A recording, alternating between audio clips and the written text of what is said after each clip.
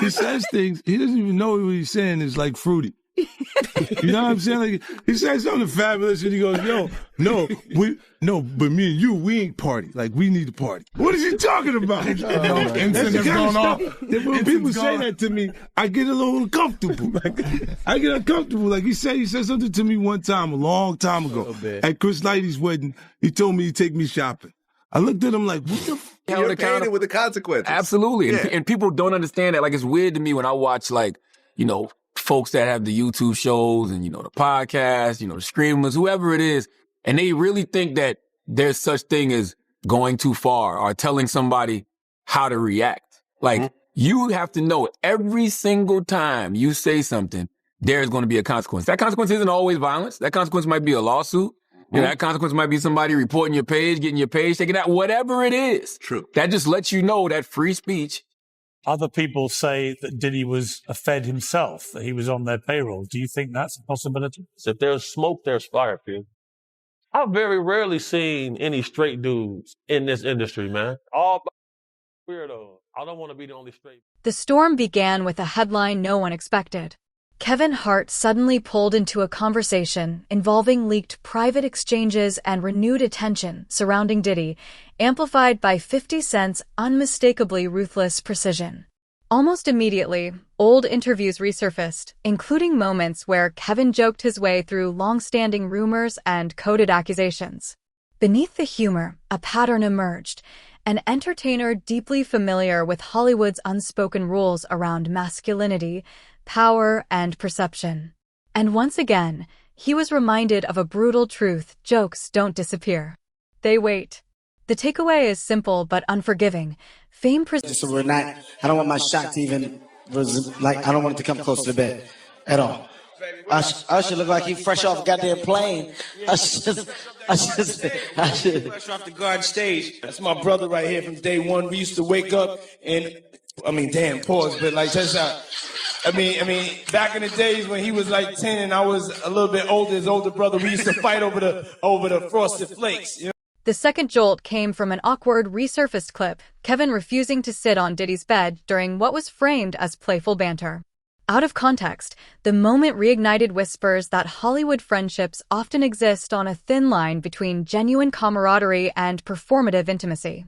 The resurfacing wasn't accidental. It was fuel. And it raised a pressing question. When private moments are dragged into public view, who really controls the story that follows? The assessment is going to be correct. So what I've learned is whenever you see a gentleman like this from affluence and power, whenever they have an addiction to MDMA or the drug ecstasy, they call it the love drug. So he's been doing this drug for over 20 years. So that's going to lead his view skewed when it comes to activity. I believe it's helped turn him into a deviant. And, what type of man wants to see another man urinate in his wife's mouth? I feel like it's evil. I think his behavior is egregious. And, I have a history of using very heinous acts on people like this who participate in this type of lascivious acts. As we're talking, Cassie Ventura, who was his longtime girlfriend, is one of the two people who the feds have brought this case with. She says that Combs would bash on my head, knock me over, drag me, kick me. Asked how often, she replied, too frequently. She says she didn't want to participate in the freak-offs, as he called them, but she did so because she loved him very much and wanted to make him happy. She told the jury she was scared of what he would do if she said no. Physical violence from Combs, she said, was always on the back of her mind. He wanted to control every aspect of her life, from how she looked to her work. And when he couldn't reach her immediately, he and his employees would call her incessantly or come and find her in person. So she's building a picture of a violent control freak.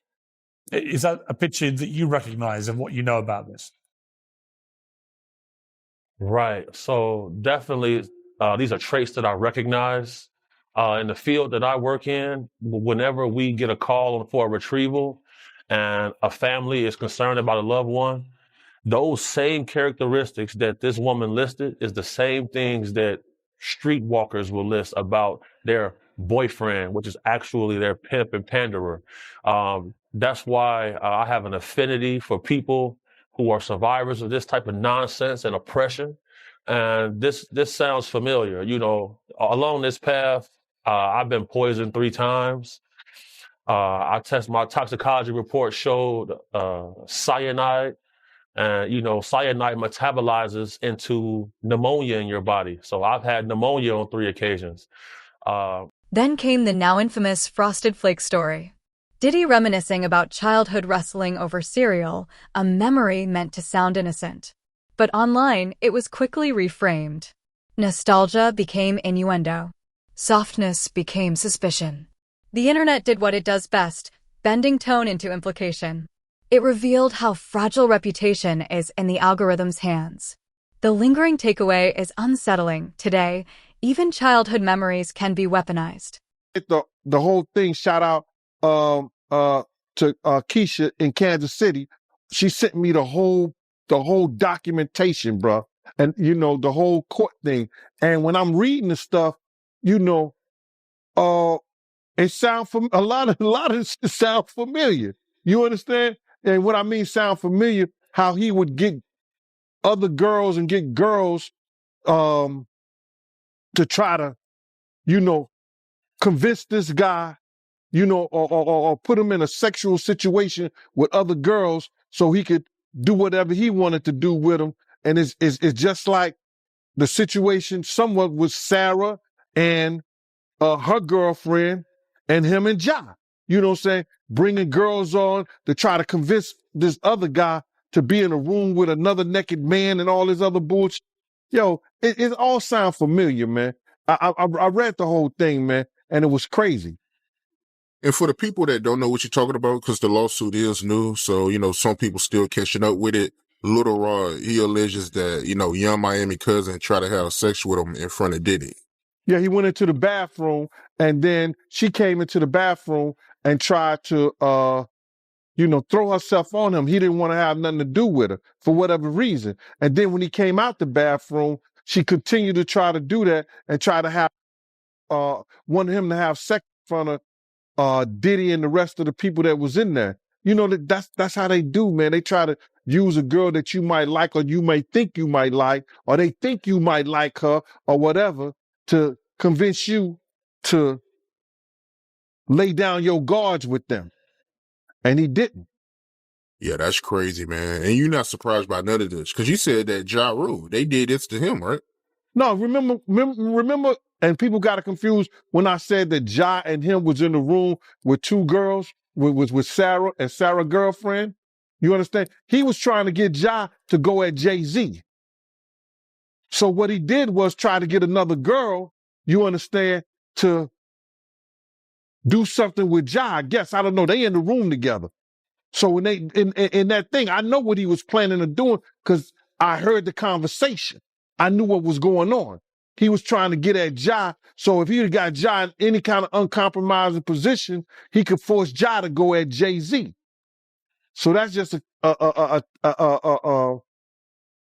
thing that they use. Lil Rod, he get him in a sexual position and a sexual situation with some kind of girl, and then maybe get him high, get him drunk, or whatever like that. He don't know what he doing. One of the guys step in, and now he doing Lil Rod. Now Lil Rod all messed up in the mind because he started off with a girl, but now he end up with a guy. He trying to put him in some kind of situation like that. They do that all the time in the industry. So Diddy got a history of doing that. One thing I did see in this lawsuit, you know, Little Rod, he alleges that, you know, Diddy's son Justin was helping Diddy, you know, get underage girls. And I guess he was bringing them to parties. You know anything about that? I think Justin is the boy that could do it, if anybody. Him or either Quincy. You understand? Justin is a pretty boy. You understand? He look young. He around that age, what, he about 25, 26 years old? So I don't know about underage, you know, but it's a possibility because you know those girls 16, 15 years old, they gonna like that light skin, that curly hair. You understand? Man, listen here. We got girls that's what you call them, video vixens, and I ain't gonna mention no names because I don't want to hear. They say they were sneaking into parties at 15 and 16 years old. So why you think 15 and 16-year-olds ain't sneaking in the Diddy party? So Lil Rod, if he having conversations with him, he may say, yo, how old are you or something like that? Someone say, I'm like 16, I'm 15. Somebody had to tell him their age for him to know. Who you came here with? I came here with Justin. So what did that say? Yeah, I mean, that's a good point. And looking at this lawsuit, right, Little Rod, he alleges that, Diddy promised him a Grammy if he participated in homosexual activity. I read that, man. You understand? And what kind of power do you have? The fourth spark ignited from resurfaced footage on Drink Champs. Diddy, visibly intoxicated, speaking loosely, words archived, clipped, and replayed. What once passed as drunken humor now landed differently under intensified scrutiny. The clip didn't create suspicion, it magnified it. And it served as a chilling reminder, nothing ages faster than denial once receipts exist. I was almost like, no, that's you, young buck. Yo, I almost felt like it was him. I almost knew who it was. You know what I mean? I was like, nah, that's Bucky. Yo, you can't say the dudes are having to other dudes, bro. That might come for you. Yeah, you say sweet love, sweet love. Yeah, you gotta say make sweet love. That's young buck breaking right there. Make sweet love. There's rules to rap beef now, bro. Not in your day. Well, I'm saying like, God, man, why is your homeboy so close to you when you come out of there? Look like you guys just made sweet love. I'm gonna say sweet love instead of anything that says. That's to me, that's better because they're gonna try to make it something else. You know what I mean? Yeah, that was smart. Like I didn't think about that. I say things that are borderline, like, I'm like, oh my God, you're in trouble. You? Like, all the time. Because I just say. Nah, but you got close when he offered to take you shopping. Yeah, you see, now Meek is in the same shirt. He's out there in the same shirt. This is not Photoshop. Shit. This is really hot. I'm just saying. No, stop it. You set that up. Look, we set that up. There's he's in the same shirt. What do you mean he's in the same shirt? Well, obviously was not offended by what I was offended by. This is what I'm saying, bro. Like you go, I'm like, nah, it was odd. Like, this is some of the things that people say. Like girls, guys may say to a girl, like, let me take a shot. See? Damn. They found it that quick. What do you think is happening in the middle? I don't know what is going on. Wow, there. they found Kendrick and Whiteface. You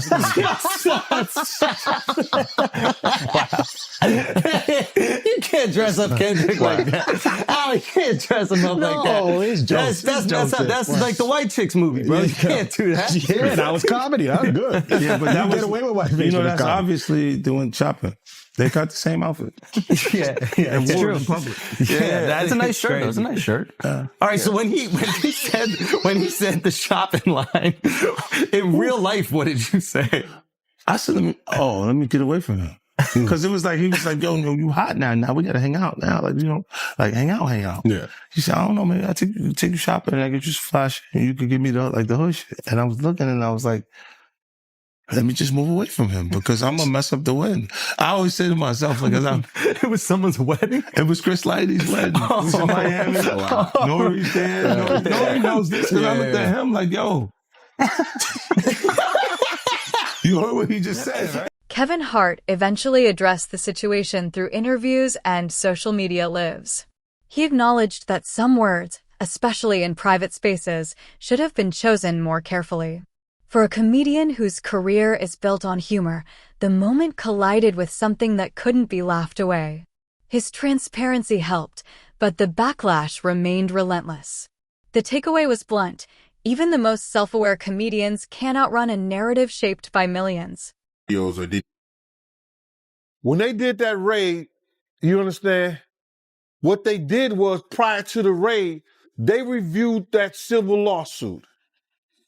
And that civil lawsuit told, Cassie's civil lawsuit was Lil Rod had already did it. Lil Rod hadn't did his yet, did he? Did Lil Rod do his lawsuit before the raid or after the raid? Oh, before. Yeah. So what they did was they reviewed both of those civil lawsuits and found that there was some criminal activity in those lawsuits. We spoke that on Art of Dialogue. We spoke about that on your show. I said if they really wanted him, all they had to do was review those civil lawsuits. And once they find the criminal activity in those, they could bring him in. Now, did the Federal Bureau of Investigation in Miami do it? No, they didn't.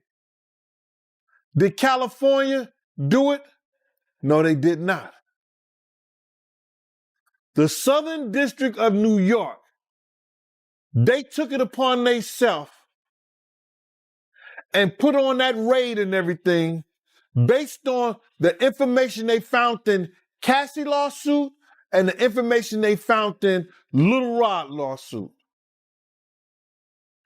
But all this is bigger than Diddy.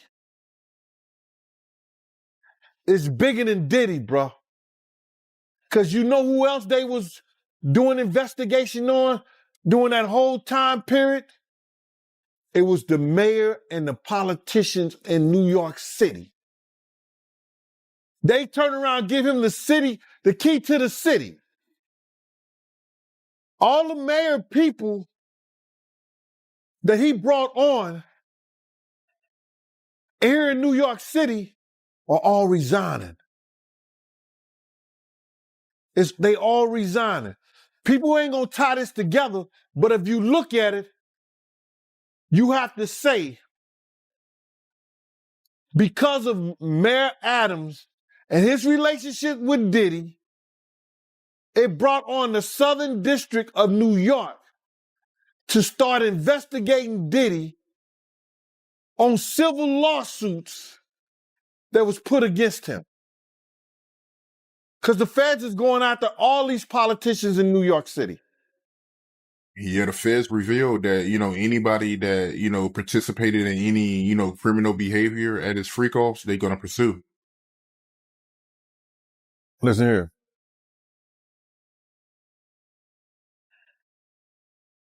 The mayor here take like 15 spoons of sugar in his coffee. So it's all a possibility. Do you think there's any celebrities on them tapes? Bro, he gave celebrity parties. So what you think?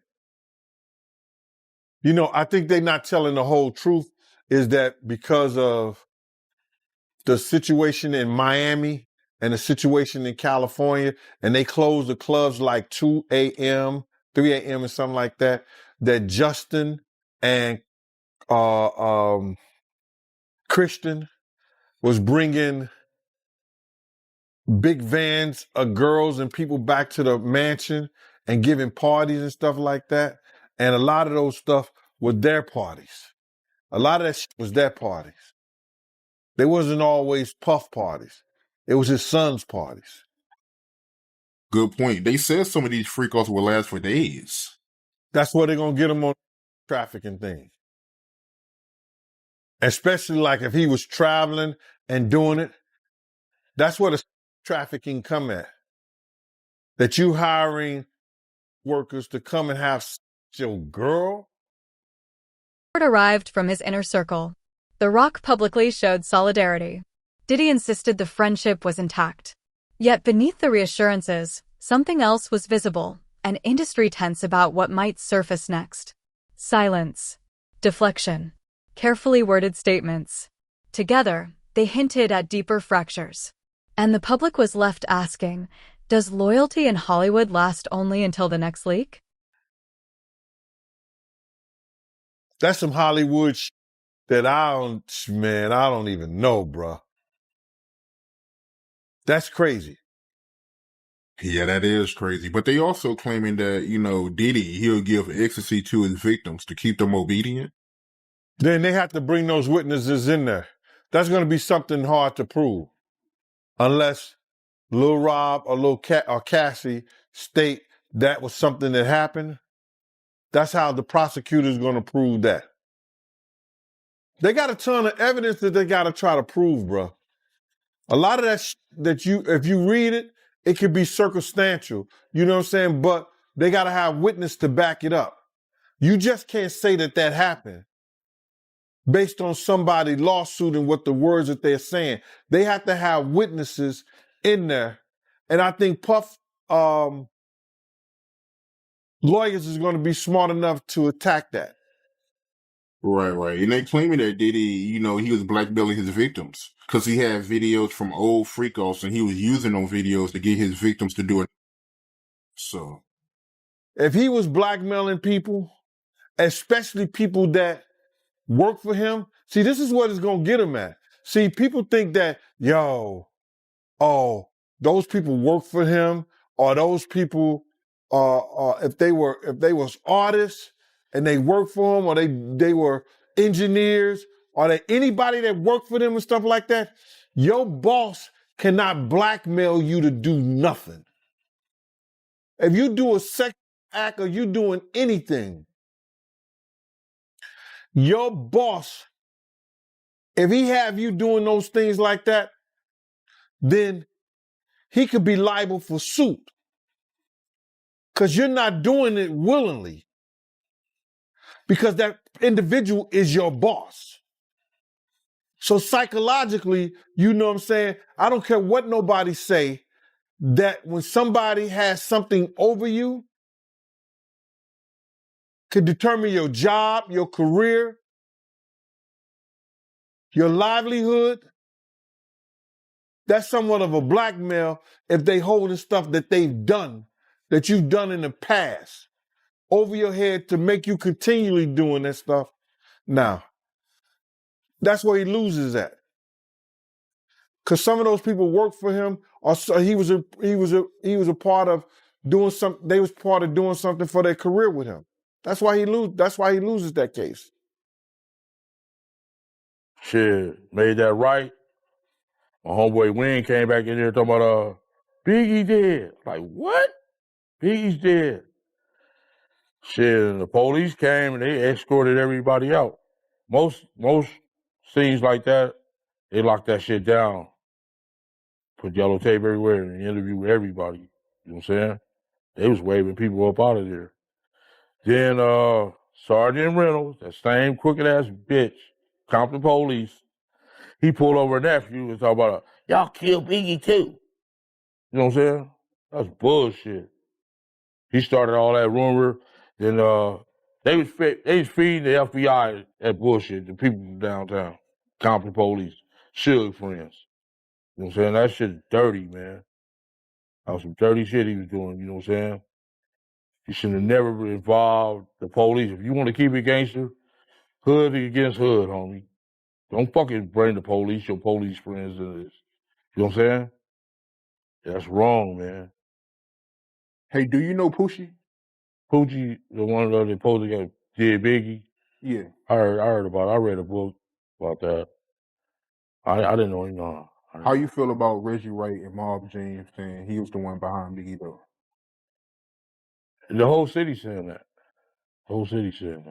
So I want to backtrack a little. The day before Biggie got killed, if I'm not mistaken, Biggie and Puffy threw a basketball game, right? It was a celebrity basketball game. They didn't throw it. They just participated in it. Oh, okay. Tell me about that. What's that little ugly broad name? What's her name? Miss Yelly. That's the first day I met her. Oh, for real? She was a little ugly thing back then, boy. Fat. Yeah. Oh, man. So tell me about that game, man. Oh, they just did the basketball game and woo, woo. And the dude, Dash, was there. Snoop came over there, shook our hand, and he was like pouting like a little. My little homeboy, he had that thing on. He was like, man, you want me to? I noodle with as if you want me to. I'm like, no, leave that little alone. So Snoop and Dash was at the game? Snoop, Dash, Erupt, the whole little crew. And this little off-brand Crip acting a goddamn fool. I'm like, man. My little homeboy like, hey, big homie, you want me to noodle his ass? I'm like, no, leave that little alone. You know what I'm saying? That's it. The conversation then shifted to the streets, podcasts, and raw commentary dissecting Meek Mill's past proximity to Diddy. Their tone was blunt, unpolished, and sharply different from celebrity PR responses. They spoke about how proximity to power can blur boundaries, reshape identity, and quietly bury uncomfortable truths. Their message carried a hard lesson. The streets don't forget, and they don't forgive easily. See if he admits, if he actually comes forward. I mean, it could be, I mean, the list of celebrities and people who are talked about, if Diddy tells all, I mean, it could be crazy. I see you said I mentioned Justin Bieber. You ain't say I mentioned Kevin Hart. Okay. Well, what's going on with Kevin Hart? I don't know, man. Oh, they, you know, the internet is going wild on him, saying that he was a curator and a narrator of one of the Diddy parties and got caught on tape. You hear that? Wow. I didn't hear that one. That must be one of your favorite. That must be one of your favorite comedians, then. Cause you ain't hear that. That was cool. Huh? I didn't hear it. Get out of here. It was cool, but I didn't hear that one. I must have missed it, man. I think I caught most of them. I think he almost fell in the tub with one of the girls. Diddy had some girls in the tub, a tub of baby oil or something like that, and he almost fell in the tub. It was crazy. You know, he would be one of the celebrities that I definitely wouldn't think would be involved in anything illegal. For sure. But you got to realize this, man. People who get caught up in certain those things like that, those parties and things like that, is that they don't go there looking for that stuff. You got to understand, they get caught up in the moment with the alcohol, the drugs, and then certain bottles that are laced with certain things that take you away from your normal self. And you end up probably doing something that you probably never do again in your life. You never get caught up in those things ever before. There are a lot of celebrities that go to these parties like this. And they not only Diddy parties. I went to a party before and You Can't Handle the Truth and King Kong Ain't Got Nothing on Me was at one of those parties. I was bodyguarding one of the girls. So what I'm saying is that it's rampant, and this was years ago. This was over 20 years ago. It's rampant in the music industry. It's rampant in Hollywood, film, pictures, and anything. Well, Gene Deal, man, I really appreciate you taking the time. Hey, Cam, can I plug my books, man, on your show? For sure. All right, I got these two books out. The first one is My World of Bodyguard and a Hip Hop Star. The beginning of my life up until the time in which the Notorious Biggs died. It got stories in here about rap beefs. It got stories in here about any and everything coming through from St. Louis to New York City. It's got different entrepreneurs here in New York City and everything. Then the second one is Life After Death When Bodyguard and a Hip Hop Star. It has the night that Big died, everything that you want to know. Stories about Pun, Big L, Fat Joe, every and anything. You know what I'm saying? It also have The Crew's The Same Gang in it, and Slick and the Family. You can also, I'm the first person that ever did this. I put a QR code in here, right? Where you can go directly to some pictures that's not in the book, because they were going to charge me extra to put the pictures in the book. So I did it the slick way. You outsmarted them and put a QR code. Yes, sir. Cam, thank you. I appreciate you, bro. Thank you. The most unsettling moment came from whistleblower voices accusing Diddy and hinting at deeper layers of manipulation and hidden influence. They questioned earlier denials, drew comparisons to familiar cinematic scandals, and warned that more revelations could follow. Whether exaggerated or not, the impact was undeniable. Hollywood's polished facade began to crack. The final takeaway cuts deepest. When insiders speak, even half-truths can shake empires. And as 50 Cent finally steps forward, not laughing, not trolling, it becomes clear he isn't just commenting. He's catalyzing, turning rumor into discourse, friendship into tension, and speculation into investigation.